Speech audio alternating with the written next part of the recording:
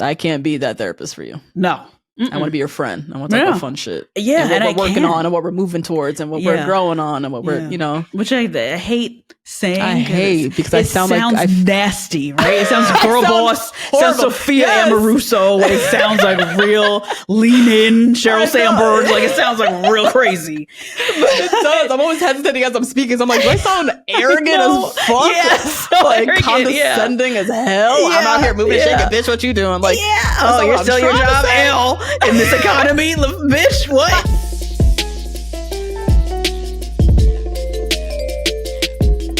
We're recording, everybody. Hello. What up? Welcome to Two Black Girls, One Rose. We're together. We'll uncover what we can learn about modern dating, love, and relationships from popular television. I'm Natasha. And I'm Justine. And the ladies were busy this episode. I know, they were fighting, they were making up, they were teaching classes, they were going on dates, people were dying. It was a lot. It was a lot. I do appreciate an episode where they're all doing something, though. Like, I appreciate when Miranda and Samantha have, like, a storyline, actually. So this was a good one, I thought. Yeah. Charlotte and Trey, they're making some progress. A lot of great progress, I think. He really is the worst, though. The worst. He's trash, girl. The way he looked at her when she came out in the lingerie. Disgusted. He looked disgusted. Because that's his Madonna whore. It was Samantha's right. Oh my God. That's some real shit. The Madonna whore shit. I'm excited to talk about that because that shit was fucking nuts to me. So yeah, he's still on my shit list, even though they're making some progress at least. But yeah, Carrie's question this episode, are we getting wiser or are we just getting older? Just older. How dismal is that? After last week's episode, we were getting younger and fabulous. I know. Oh, it's true. I didn't even think about it. Both episodes back to back. God damn, Michael Patrick King. That's a real question, though. Yes. I appreciate the question. I'm like, damn, are we learning anything? When she was at that learning seminar, she had nothing to give these ladies. I'm like, bitch, you running all around New York, just out here willy-nilly dating, not learning a thing. Telling people to like go to the bar or whatever. Go to sports bars. Okay. Whoop-de-fucking-do, lady. What do you mean? What else? So actually a valid question. Are we learning anything? I want to know what are we learning as we age? And like, are we getting more wiser or, what are we doing here? All right. Anything else? No, that was it. That's it. Okay. Before we dive into the recap, Justine's going to talk about the Hulk Hogan reality show. Hogan knows best, you guys. Hogan knows best in honor of that. Brooke Hogan. No, Brooke Hogan. In honor of Brooke Hogan? Yeah. She had a little career for a second, a little singing career, but she denounced her father. She did right before he died. She was I was about to he's say. a racist piece of trash. Woo! And then we do not speak no mo. So she was dating somebody black. Always. Always. That's her lane. Okay, that was a part of the show, wasn't it? It sure was because her dad's racist. So okay, I want to go down that memory lane. I used to watch the show. I haven't. I don't remember it though vividly. Yeah. And then I was on a random YouTube binge watching episodes of Super Nanny. So I'm gonna tell you all about that. I don't even know how I ended up in that part of the universe, but it was a good time. So yeah. We'll talk about those shows. If you want to join us for our pre-show, if you want to watch us on video, if you want to listen to this episode without ads, if you want to join us for Two Black Girls Watch, head to Patreon right now. Try out a 7-day free trial. And a shout out to the Rose Garden. Love you. Love you guys. Okay, tell me about this show now. She looked like the type. They're always blonde and fried up too. Fried platinum. Yeah. Her father has never met her two kids, who at the time are also his only grandchildren. Anywho. We dive into this episode. Let's do it. So this episode is called Frenemies. So we see Miranda. She's prepping to go on a date with this guy that she met at Starbucks. He stands her up. Crazy. And she decides to call his house to like go off on him. His mom picks up and she learns he died. Hello? Hi, is Will there? This is Will's mother. Will's mother. I don't know how you raised your son, but he just stood me up for a date. Will died today. They're starting to die on us. Oh my God. That's so wild. That's so crazy. Yeah. You would like joke about that, but you don't actually think somebody would die on you. Yeah, right. That's wild. Oh my God. So for whatever reason, she goes to the wake. Yeah, she promises well, I guess she went off on the mom. Yeah, so she felt bad.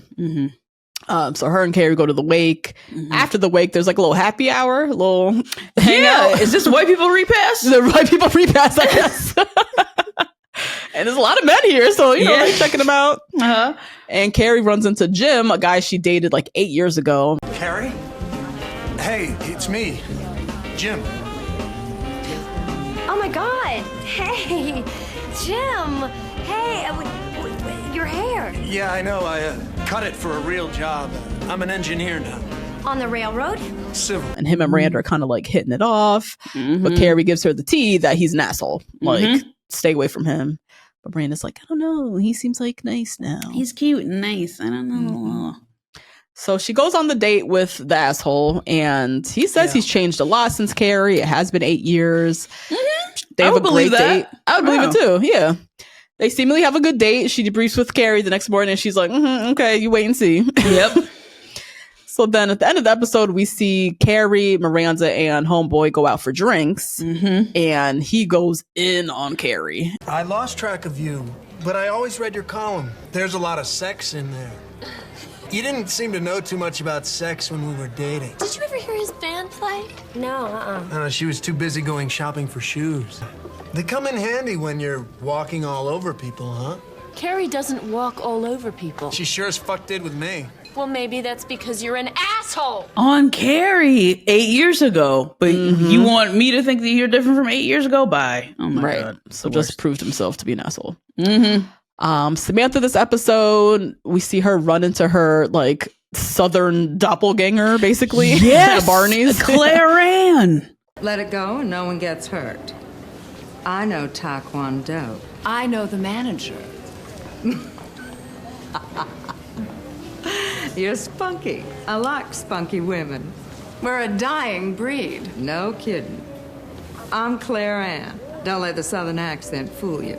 I'm Samantha. Nothing fools me. Claire Ann, she's like sassy and blonde and out here looking for dicks. Same vibe as Samantha. We see them go out for drinks, having a ball. They meet some guys, and Claire Ann she's a little bit too much, actually, even for Samantha. Oh, you are too cute. I could just eat you up. Yes, I could. I'm gonna eat you up. Yeah, she's doing things that are just silly because that should cost money. Getting down on your knees under the table in the middle of the restaurant. At the restaurant? That's on some guy you just met. Like, that's a voyeurism fee. We can't be doing that. You know what I mean? This for free outside. No, you got to buy me something or pay a fee. Yeah, no. So Samantha's like, okay. Like, she was feeling like Charlotte in that moment. This was like too much for her. Now, speaking of Charlotte, her and Trey are actually finally attempting to have sex. But he still can't get it up. Alrighty. Schooner's got the sails up. Bring it into the harbor. Bring it in. Okay. The wind died. I'm sorry. I know, they're doing the names. Yeah. So at brunch, she's like telling the ladies just like how frustrating it is, how he can only get it up when he masturbates, but like can't get anything done with her. And Samantha calls her the Madonna whore. Trey sees you as his virginal wife, not his sexual plaything. You're not going to get anywhere until you change how he sees you. Or this introduces a concept of the Madonna whore. How he sees her as like his virginal wife and can't see her as like a sexual object. Which is very interesting. He has them like compartmentalized in that way.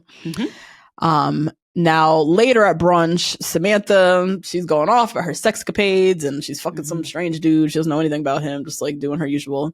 And Charlotte is like disgusted by all this chatter. All of a sudden, she's also jealous because she ain't getting shit. And goes off on this whole rant about how sex is supposed to be between two people and it's special and I can't deal with this anymore, and like storms out. When are you going to learn that you can't just sleep with everything that comes along? Hey, Mrs. Softy, at least I'm getting laid.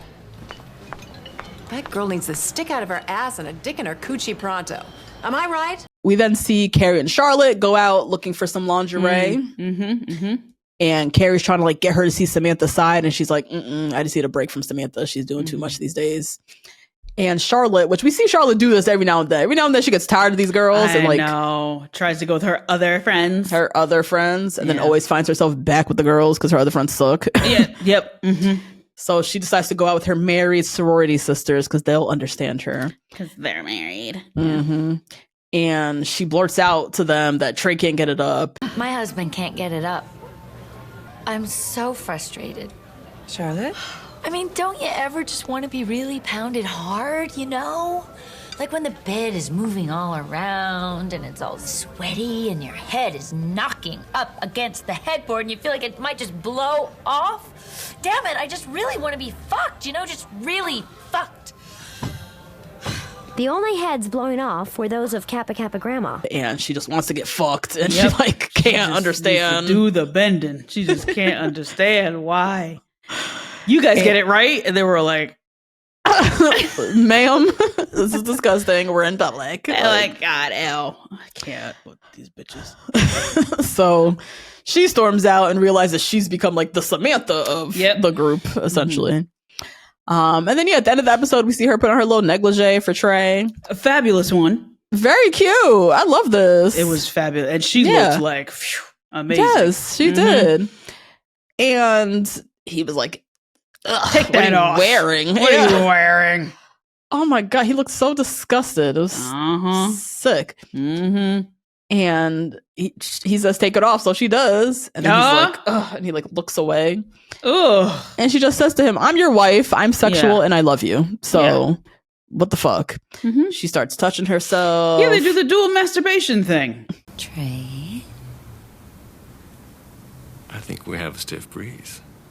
That night, Trey successfully screwed his wife for a full minute and a half before the wind died. Yeah, he finally gets hard. He finally is able to see her in a sexual manner. Yeah. I think she also like declares it to him too. Like, I am a sexual person. Right.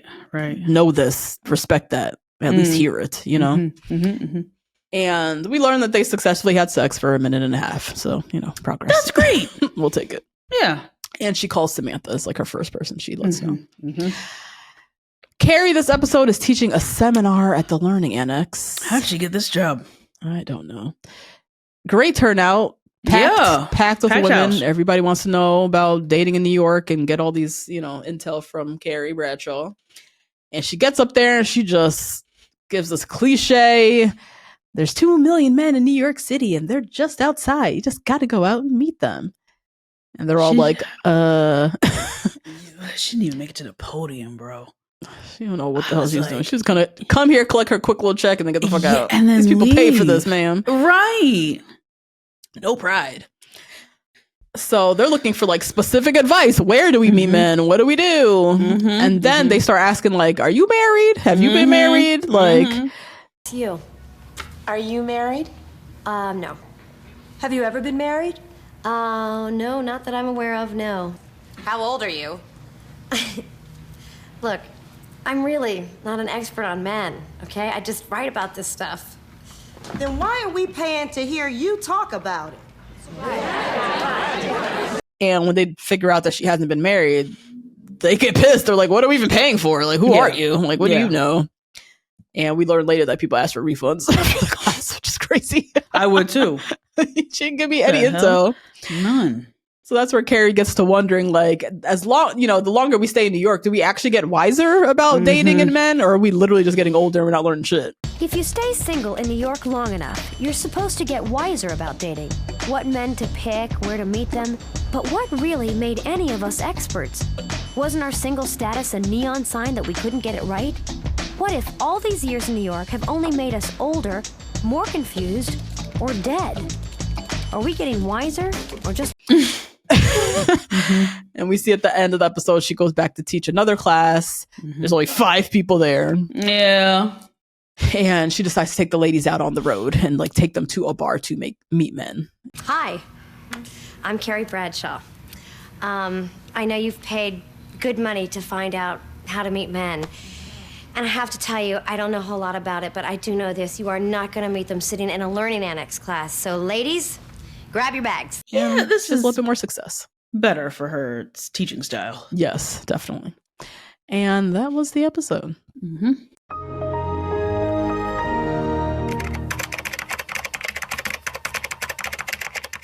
So Miranda, we'll start with her.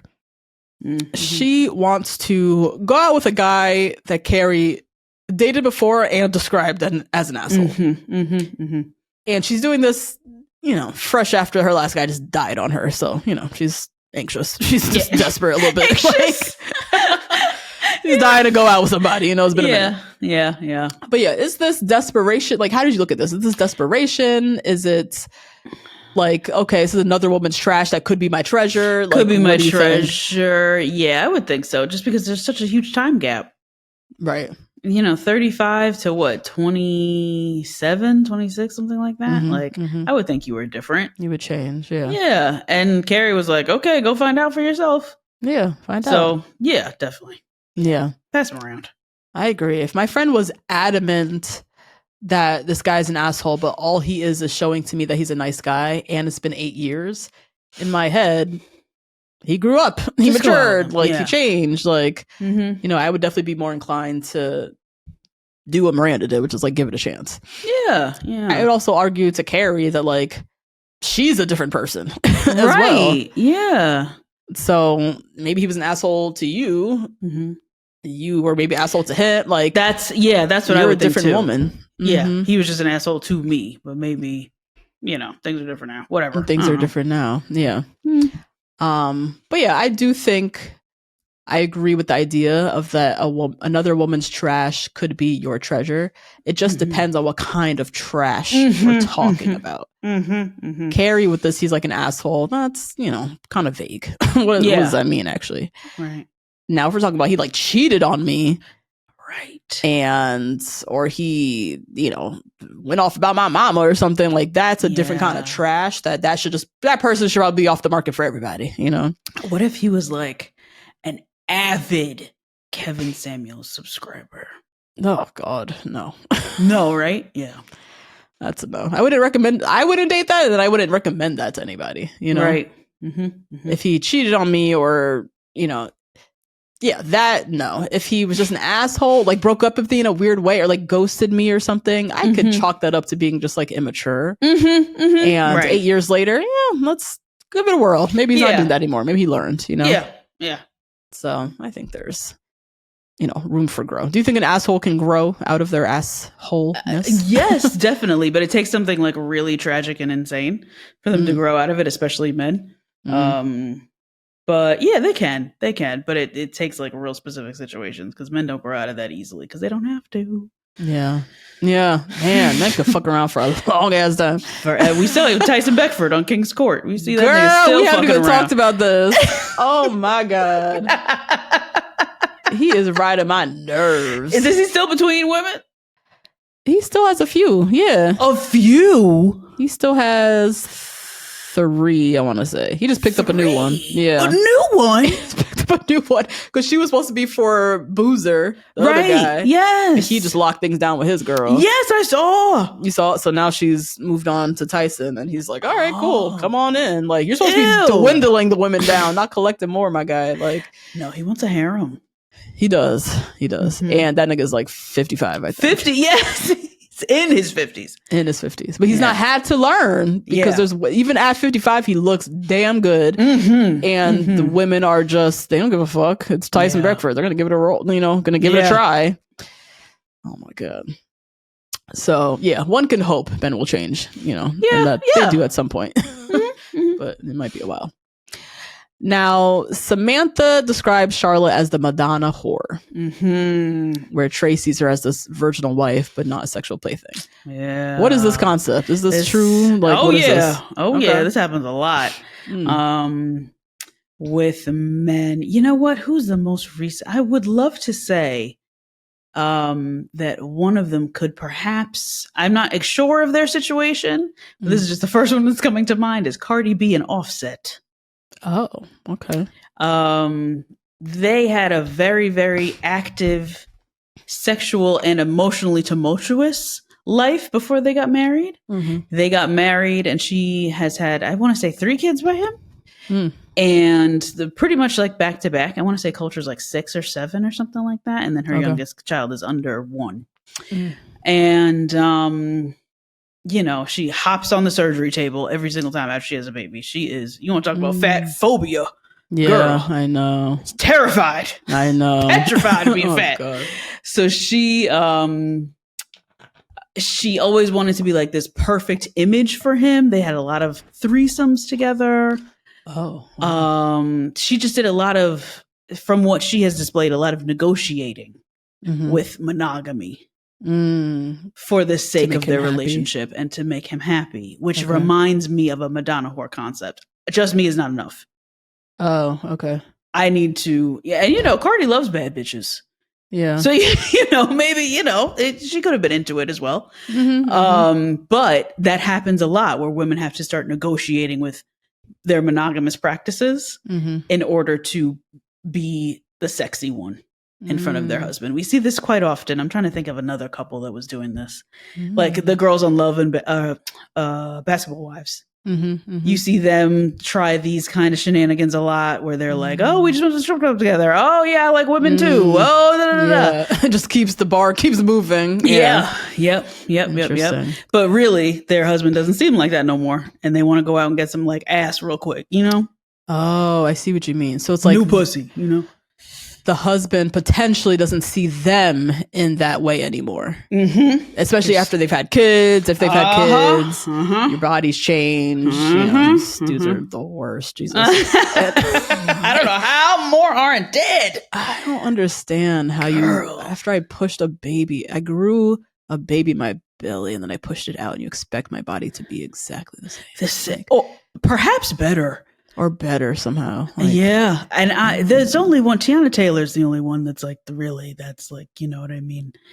And so that should show us that body. Like, literally she bounced back. Like that's you know, she's one of the very few. It's so much genetics and like, it has so little to do with your own execution.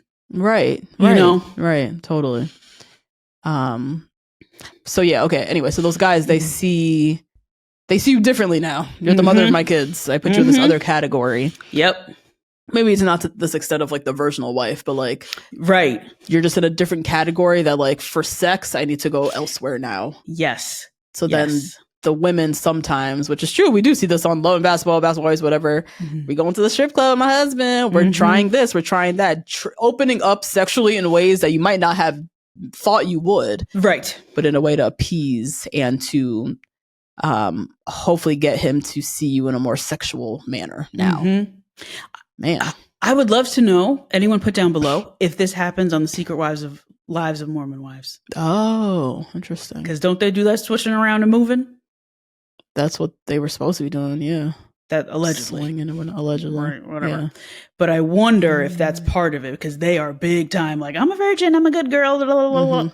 Yeah. And then they have these kids, and, you know, they're supposed to have 12 of them, and, you know, so. I could definitely see that more conservative leaning, traditional. I mean, even here with Trey. Trey is like the doctor, and he has his wife Charlotte who wears the bow and goes to the galas, and like his wife is for this, you know, and then these women in the porn magazines are for that. Jugs are for that, and he's so wrapped up in, he's not able to like bridge the two together when it comes to sex. He's just wrapped up in the porno magazines and like can't even try and get Charlotte into the other realm. And he's not even really trying either. Like in his head, it's like it's compartmentalized. You're not for that, especially the way he looks at her. Interesting. Now, Charlotte and Samantha, they were frenemies for this episode. This episode was called Frenemies. Sad. And they're always getting into it. They always, Charlotte can snap. She can snap back. Or they're besties. Like in the first 2 seasons, they were like glued together besties. And then now during this 3rd season, they started clashing about stuff. I guess because she just dove deeper into her waspiness. Very much so. And she's married. She thinks she's above them now. And Samantha's like disgusting or whatever. So yeah, we see, you know, they're opposites. They're getting more and more opposite, particularly with sex. And Charlotte's feeling very I think, jealous that she's not having any sex. And so Samantha talking openly about sex is definitely making her feel some type of way. But what's interesting, we see them decide to take a break from each other. Friendship breaks. Is this a thing? Do you have experience with this? What is this? Oh, you do? Okay. Tell me. I don't think I've had a friendship break. I couldn't think of something. You haven't? I don't think so. When they happen, when big life stuff happens. Okay. Charlotte framed it as she needs a break from Samantha. They probably need a break from each other. But it happens when life stuff happens and too much is impacted on one person. And they can't bear the responsibility of being a friend the way they used to be. Okay. Is it something that happened over time, or is it intentional? We're taking a break. No, it's not intentional. Because external factors. So you don't know when it's going to happen, Okay. So that in my head is different then. Oh. In my head, I'm like, we're taking a break. Like, I mean, Charlotte didn't say it to Samantha. She said it to Carrie, but it's like, we as friends need to take a break. That's what I'm like picturing in my head. I'm like, that's a thing. Oh, yeah, but it's her external factor of not having sex with her husband. I just didn't know if it was like vocalized and like an intentional thing she decided with Samantha. No, not with her. Or if that's a thing that people do. No. Or you know what? You can set not boundaries, but expectations with your friends. Like, listen, all I can do is send memes for the next year because I don't know what's going to happen, and I've been doing too much, and that's it. And that's your expectation for your friends. And your expectations just have to be lower because you know your friend is going through something, and you respect and have empathy for them. And so they need a break.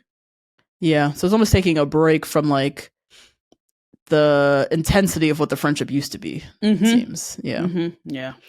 Because I feel like I've grown apart from people for sure. Like I have a friend who she lives overseas. We haven't spoken in almost a year, I want to say. Nothing's happened. We've just kind of become more distant with lifetime priorities shifting. And I think about her a lot. I'm like, I could reach out, but then I'm like, it's another FaceTime I got to schedule, and like life. I'm so preoccupied with life here in front of me and keeping up with all the fucking people right in front of me right now that like the idea of like scheduling something else, like it just it weighs on me in a way that makes me kind of sad. Cause I'm like, it didn't weigh on me before, but we've just kind of grown apart in a sense. I wouldn't say we're on a break. I wouldn't vocalize it in that way, but I guess that is kind of what it is. Yeah, we're growing apart. We're in a different phase, I guess, of the friendship. But yeah, I don't think in the way that Charlotte's like, I need a break from Samantha, and literally is like hanging out with other people to get away from her. That to me feels different. That feels like an actual like I need time away from that person intentionally. Yeah, which I'm sure people do after they get married or have kids. I'm sure people try to make friends with people who have those things in common because they want to relate to those things rather than relate to the things that their other friends are going through. Yeah. Making mom friends. You always hear about that. The whole thing. Yeah. I'm really not looking forward to that at all. I know. I hate them already. You don't even know them. I hate them. They're not your friends. Now you're like your real friends. Exactly. I know. Tracy just went viral talking about this. Oh, really? Yeah, she was like, I can't stand them. Her kids are 5. They're grown. Yeah. She was like, they're so weird. They have no life. They're not interesting. And she's like, I have a very interesting job. So like, I get it. Yeah. Like whatever. But I need to talk about more about like who is eating chicken fingers and then who is eating French fries. I need to talk about more than just that. Please. Yeah. I was like, oh my God, I relate. I hate them. Yeah. You hate them already. God. I just hate feeling like the clown. You know what I mean? I know. Yeah. And just like making friends again at this age. You know that? You actually, never mind. Never mind. That's where you do this shit. You be picking on people. I do. So then this should be fine for you. Easy enough. Yeah. But it's finding people who have identities outside of their kids. And I feel like that's what a lot of the struggle is. I have another friend right now too who's like going through it, like trying to like what mom at the school she like actually cares to hang out with, you know? Yeah. Because the little bit she spent with them, it's like, oh god, they're so boring. They're so uninteresting. All they want to talk about is the kids. Anybody want to talk about Real Housewives? Like anybody here want to talk about like shoot the shit about what's going on, you know? Yeah. Anything else? Yeah. Oh, yeah. And then what if their husband's weird? I've had that. Oh, really? Of course I have. Your husband's weird, a Trump supporter. Weird. Oh, yeah, we're not doing that. Yeah, that's a lot. I mean, that's a lot of white women. I know. Most of them, honestly. Yep. Yeah. Yep. All my college roommates out of here. You said that. Yeah. Yep. Because all their husbands. Yep. Fuck. Just said so. Yeah. You know? Oof. That's like a lot of people. So I'm like, oh God. I gotta join these like mocha moms and all the rest of this bullshit. Jack and Jill, whatever. No. I'm not. No. Oh my God. That's what my mom told me to do. Go join mocha moms. Mocha moms. Yeah. Can't just my black friends have kids? That seems easier. We working on it. Oh my God. That's funny. So yeah, Charlotte, we see she goes to visit her old friends. She be doing this every now and then. Fuck you bitches, I'm gonna have other friends. And then she hates them. Because I have them. Yeah. Yeah. So she goes over there, she realizes they've changed, but even more so, she's changed. And she's evolved, you know, from them since like they're her sorority friends, I think. I know, we don't even see her rep her set. We don't. Like, what sorority is this? Yeah, I don't but when in doubt, she could fall back on them, right? Because they had that in common. But now we're in our 30s and they're just different people and you're different. But yeah, she's evolved past her friends and this happens. I think we all have familiarity with this, but when and why does this happen? Oh my when God. You go hang out with an old friend and you realize, oh shit, like we're different people. Yeah, it's not the same. I hate thinking about this for our age group because it's so different because of the internet. Okay. When this happens to me, everybody knows things about me because I'm all over the internet. Okay. And I don't know anything about them. So I'm subjected to a podcast interview.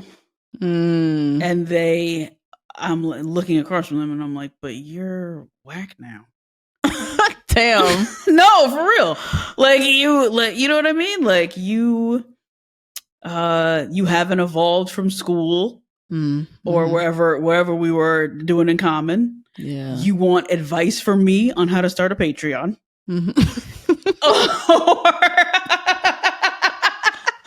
Oh Lord. Or you wanted to contact me for some really, really silly reason that I probably don't have in common with you, you know? Yeah. Like we're married or we're moms, you know? Like something that's just not nearly enough. Yeah. Yeah. I hate it. It happens more than you think, guys. It happens all the time. Every time I go outside. Patreon. You got a Patreon? But it always is these like periphery acquaintances that are the ones that reach out. And then you realize we have nothing in common. And you only really want to get at me because you want to start a podcast or something something like that. And don't you find that they know so much about you because of the internet? Probably. Yeah, that is true. Yeah, that is true. I mean, I don't share as much on my personal Instagram that anymore. I feel like I used to be way more visible, like on stories every weekend. It's like, oh my God, I saw you doing this, saw you doing that. So now, not so much. So I can't really say they see me do anything, but I guess if they follow the podcast, they might see things. Yeah, they see you got married. You know, they see that you know, they see your life updates and shit. Life, at least, yeah. Yeah, people just become different people as we grow and priorities change. I have another friend that we've just become different people. Like I've always considered myself a mover and a shaker. I'm a doer, right? You and me been grinding for 7 years with this business. Like, you know, Nate and I developing our relationship, bought this house. Like, there's just always something moving forward. Yeah. And, you know, she's kind of been plateaued for a while. Mm-hmm. And I think part of it is definitely depression, and we've talked openly about it. Yeah. But it's part of that, like, I can't want more for you than you want for yourself. Yeah, right. And I can't do these one-sided conversations where I'm talking all about everything going on in my life, and then you don't want to share. And not even that you don't have anything to share. You don't want to share anything. Yeah. You know? Right. Because depression, or you feel some type of way about what's going on with you. And it's like, I could talk all day about your job sucks, your boyfriend, whatever, like whatever the stagnant thing going on in your life. Let's talk about it. Yeah. But I can't do this one-sided where it's just like, oh my God, tell me about this. And how's that going? How's that going? How's that going? And then when I turn it back on you, don't want to share anything. You're the clown, right? Yeah. Dancing, the tap dancing monkey on stage, you know? Mm-hmm. And that doesn't feel like reciprocation. It doesn't feel like a reciprocal relationship. Right. And that's where I feel like, wow, I've really evolved and grown in a lot of facets of my life in ways that they haven't. And we're just not growing in the same direction or at the same pace, or like, yeah, I don't know. Priorities are just different. Right. Yeah. You just don't have the same desire to grow. Desires. Even. Yeah. Yeah. Do you think that like birds of a feather shit, you think that has anything to do with it? Like, yeah. I think so. I think I surround myself with a flock of movers and shakers. Yes, I do. That energy of like, we're all out here trying things, growing, creatives, doing all kind of different things. And that energy feeds me. And so, yeah, birds of a feather flock together. I've designed my community in that way. And it's almost like they don't fit in a way. And that makes me sad, because 10 years ago we were like bosom buddies, right? Everything was like a line, and we were doing everything together and everything. And then I've just evolved in ways that they haven't. And it's hard to find things in common now. You know? It sucks. It does. But it does. What am I gonna do? Yeah. And then you even find yourself around other people who are similar, and how much better it feels.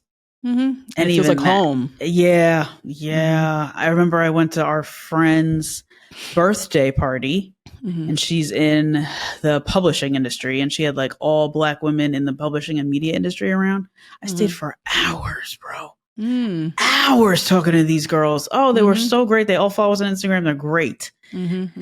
And just feeling like, oh my God, finally I have something in common with some of these people, you know? Yeah. Instead of some of my other friends. And I'm like, oh, you still hate your life? Blah, blah, blah. Yeah. Okay. We're still talking about the same job that you hate, whatever the hell. Like, yeah. I could talk about that with you to an extent, but after a while, it's like, girl.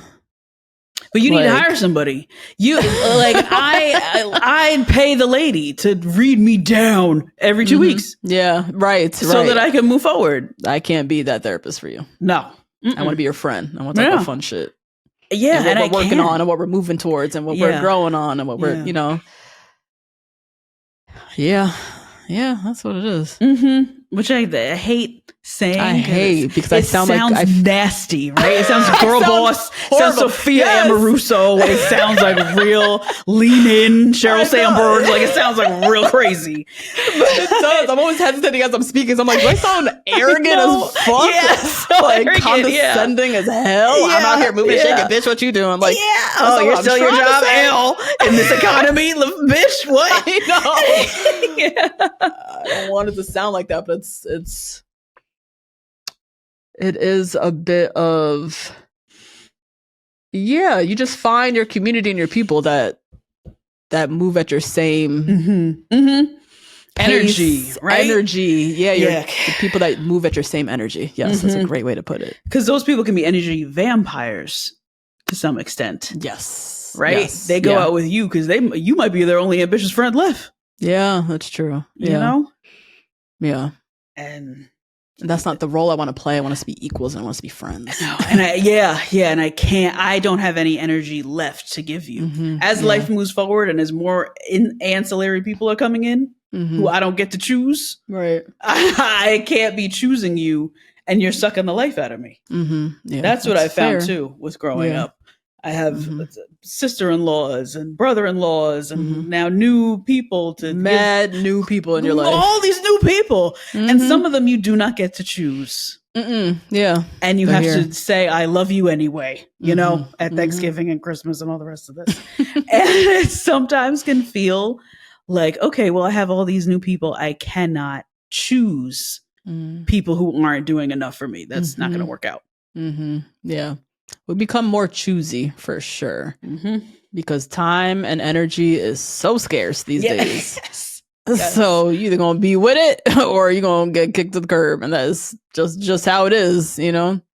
Only got so much energy to spend. Yep. Carrie, get into her foolery. I like this question though that she gives. So yeah, me too.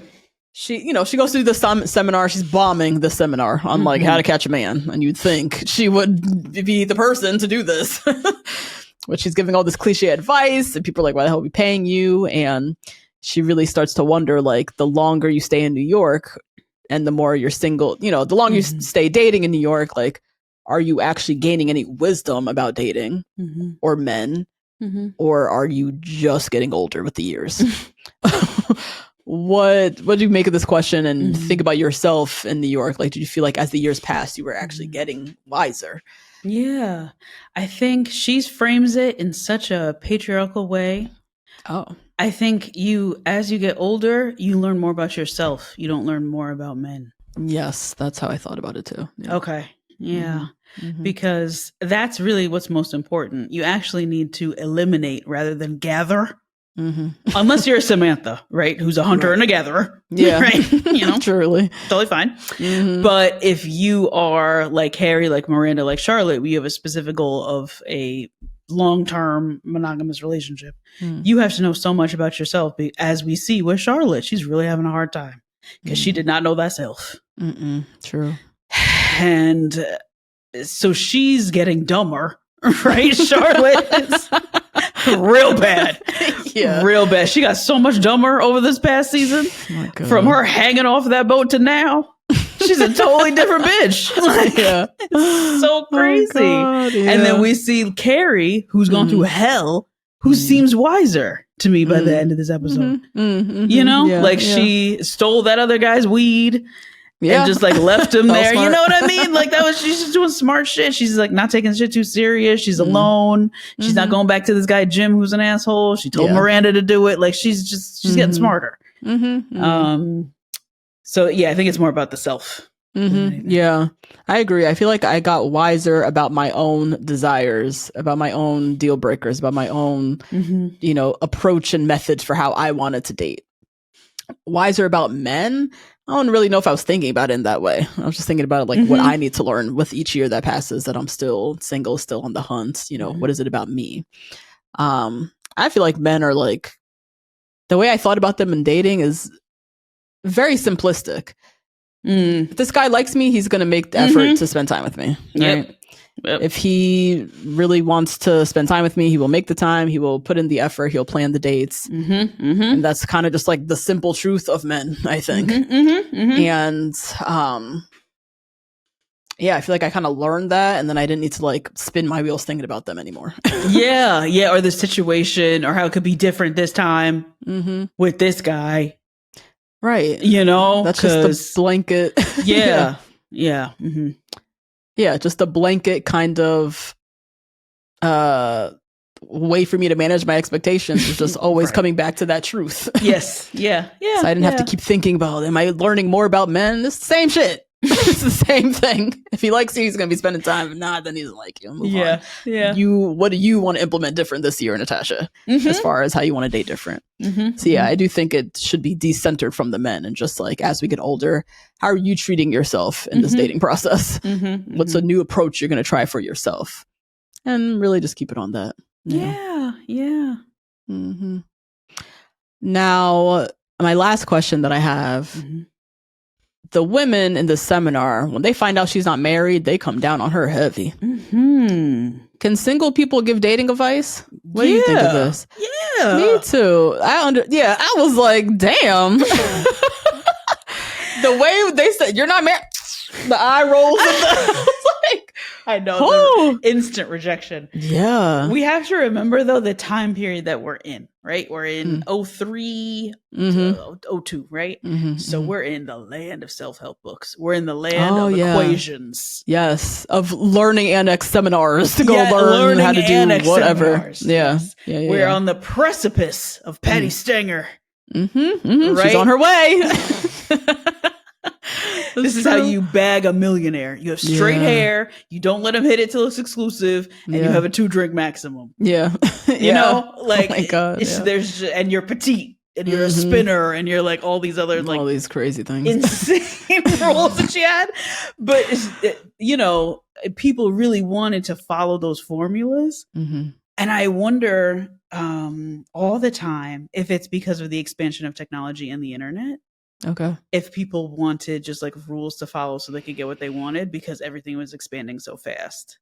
Oh, okay. Like there was dating websites at this time, yeah. like Match.com and shit. eHarmony. eHarmony. And they were saying like capitalism was like really getting involved with dating in a way it hadn't been before and kind of messing around with people at this time. And I wonder if these rules and equations of essentially luck that's why they were so successful because everything was changing. That could be it for sure. You mean like people wanting to invest more in like going to see a carry? Yes. Yeah. And learning. Quick. Yeah. Because if she said, yes, I'm married, they'd say, where'd you meet him? Right? Because there has to be more where you got him. So where are they? You know, and that's not necessarily true because you met him on the street or something. Right. That's not. Yeah. And as you said, it's a lot of luck too. So. Yeah. I honestly think single people are probably some of the best people to get advice from as far as dating, because who's dating more than single people? Exactly. A married person, you've been out the game for a minute, you know. Not that your advice is not going to be valid or valuable at all, but to completely erase a single person from the way they erased her, they're like, oh God, no. Doesn't, I think, make sense because they're in the realm of dating, you know, and they're going to know about the current trend of what's happening with dating, I think, more than a married person might. And you can't, as you said, you can't follow the blueprint. There is no blueprint. There is none. Not at all. So, yeah. And people who say there are scammers. So take advice where you can get it and just be wise about being discerning about the advice. Oh my God, there's so many TikTokers who do this. Give dating coach advice type things. Yeah. Advice in ways that are just like so obviously phony. And they have a gazillion followers just based off of like this presumption that they're going on all these dates and that they're meeting all these guys. But it's like, what? You've gone on this many you go on 4 dates a week? That is wild. And you're 37? How do you have time for that? Oh my the energy for that. I know, just the energy alone, right? Yeah. Yeah. There's a lot of these girls though. And I'm just looking at like the New York ones. Can't imagine the LA ones. Yeah. You know, the Texas ones.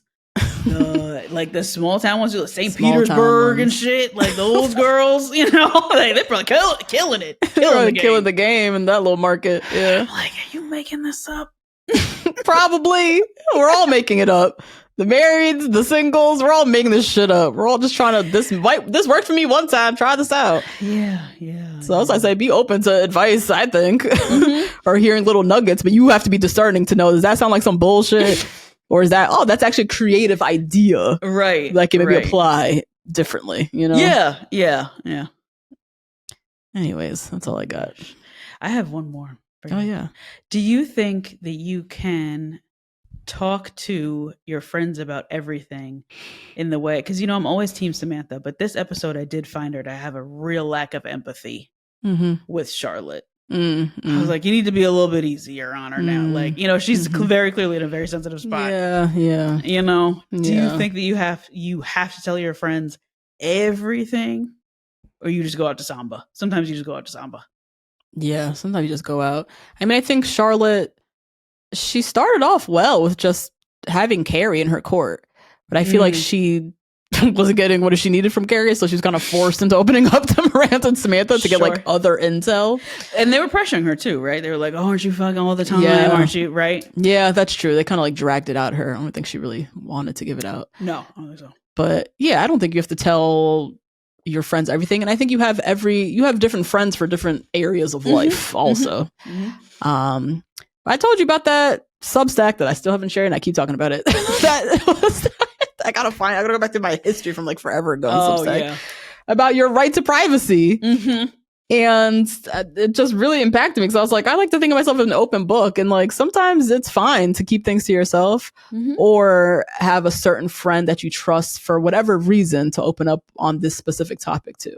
Yeah. So I think Charlotte, I agree that Samantha was not very empathetic. And I mean, I think Charlotte was she's overly sensitive right now. Judgmental, yeah. While judgmental, but she also is overly sensitive to open conversations about sex because she can't even talk to her husband about sex right now. So Samantha not really seeing that and kind of being like, whatever, is not great. And maybe this isn't the friend that you talk to about this specific issue, you know? It's kind of past the point now because she already opened up about it. But yeah, what do you think? Do you have like certain friends for certain things, certain conversations? Yeah, I have certain friends who will dole out empathy for me in certain situations simply because they too are in the situation. Or they've visited that situation before. Because there's a lot of times when you can tell a friend something and they're sitting there in like some sort of disbelief and it can read judgmental. Okay. And you regret telling them that thing, right? And I've had this just like growing up like in a different like socioeconomic bracket than other people, and then getting to college and seeing people like in a completely different way and having different friends.